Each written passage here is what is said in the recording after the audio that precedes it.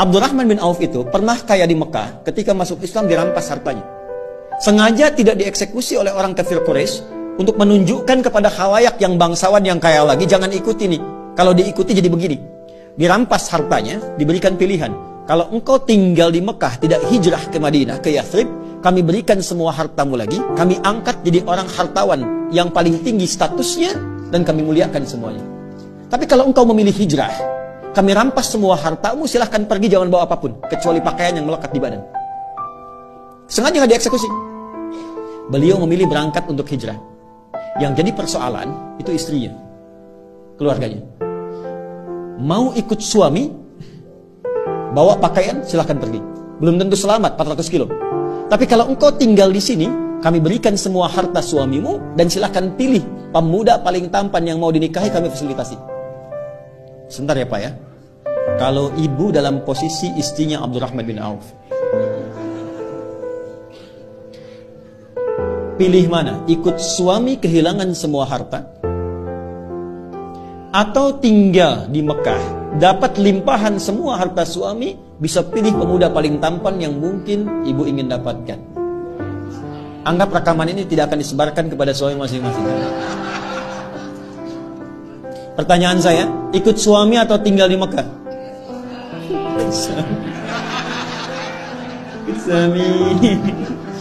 Oke. Bolehlah.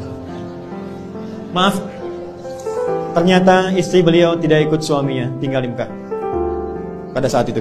Ini tahapan penghuni surga Firdaus itu levelnya saling bertahap. Allah tidak akan mungkin memberikan kemampuan maksimal di sini kalau kita belum melewati yang ini dengan optimal. Maka apa yang terjadi? Beliau hijrah, dan sebelum hijrah itu sudah mendapatkan pendidikan sholat khusyuk dari Nabi. Inilah nanti yang bisa kita jadikan sebagai panduan bagaimana belajar sholat khusyuk.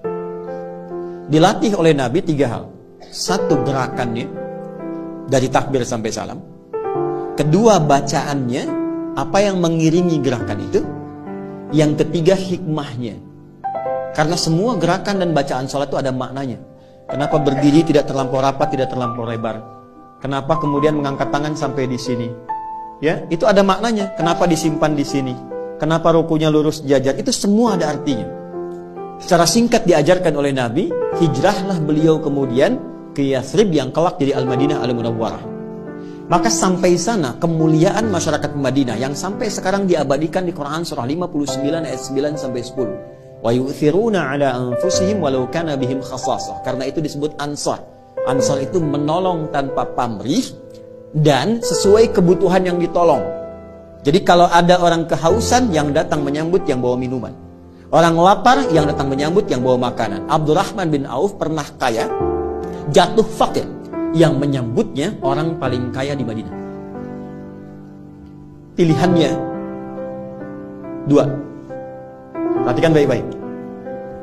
Akhil karim, bahas kita, saudaraku yang mulia. Sami'tu annaka kunta ghaniya. Saya dengar Anda pernah kaya sebelum kesini.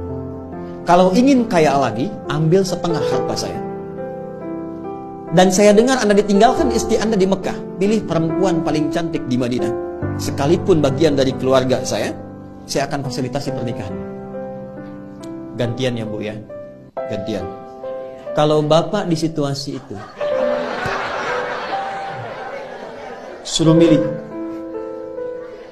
Ambil setengah harta saya, pilih perempuan paling cantik, sekalipun itu bagian dari keluargaku, aku fasilitasi pernikahannya. Anda terima atau tidak ditolak sama sekali? Saya paham Bu pilihannya, karena itu percuma saya tawarkan ditolak.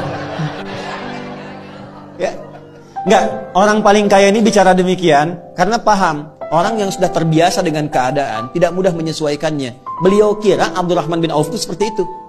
Kan di fisika juga begitu kan? Ya, gaya itu kan F1 sama dengan F2, gitu kan? Kalau naik hartanya banyak, naiknya kan turunnya beda. Kalau sedikit naik angkot turun tawadu, sedekah, kan? Ya, yang repot kan hukum Pascalnya. F berbanding lurus dengan P kan, tekanan. Gaya berbanding lurus dengan tekanan. Semakin banyak gaya, semakin tertekan. Itu problemnya. Nah, dia melihat Abdurrahman bin Auf ini barangkali sudah di level tinggi, gayanya tinggi. Jadi tekanan. Dia lupa bahwa beliau sudah diajarkan cara sholat yang benar. Itu cuma dipraktekkan, berdiri begini. Ini ada maknanya. Apa jawaban Abdurrahman bin Auf? Jazakallahu khaira arini ainal aswaq. Semoga Allah memuliakan dan memberikan Anda pahala. Cukup tunjukkan kepadaku di mana pusat bisnisnya. Berdiri. Kalau masih mampu menegakkan diri kita, jangan gantungkan kehidupan pada orang lain. Oke? Cuma 2 tahun. Dari penyalur kambing, 2 tahun hartanya bertambah, 3 tahun jadi orang paling kaya pada masa itu. Dari nomor 3, nomor 2 langsung jadi nomor 1. Levelnya dari sini dulu sampai ke sini. Dan Abdurrahman bin Auf setelah menjadi kaya, sepeninggal Nabi, heboh Madinah, pekerjaannya setiap bulan cuman menyantuni semua orang di Madinah. Yang sudah nggak bisa bekerja disantuni sepertiga orang Madinah. Yang belum punya pekerjaan sepertiga dimodali oleh beliau. Yang sudah ada diinfaki oleh beliau. Jadi sekampung Madinah, sekota pada saat itu mendapatkan bagian dari hartanya Abdurrahman bin Auf. Jadi cari kerjanya tuh untuk amal. Apakah berkurang hartanya? Tidak, malah makin kaya. Malah makin kaya. Ada riwayat yang memang perlu diverifikasi tapi diduga benar. Bahwa ketika heboh datang hartanya Abdurrahman bin Auf dengan banyaknya unta, banyak unta dalamnya ada mutiara, emas, macam-macam dan sebagainya. Kata Sayyidah Aisyah, aku mendengar hisabnya Abdurrahman bin Auf itu tidak mudah, saking banyaknya. Maka beliau katakan, semua yang ada sekarang, yang datang, aku sedekahkan untuk kepentingan umat Islam. Semua. Kalau ada 600 truk isinya emas, perak, mutiara, berlian dan sebagainya, diberikan kalimat ringan begitu semua disedekahkan. Dan beliau kan termasuk yang dimuliakan ke surga dengan cepat. Kebangetan kayanya dan cepat banget masuk surganya.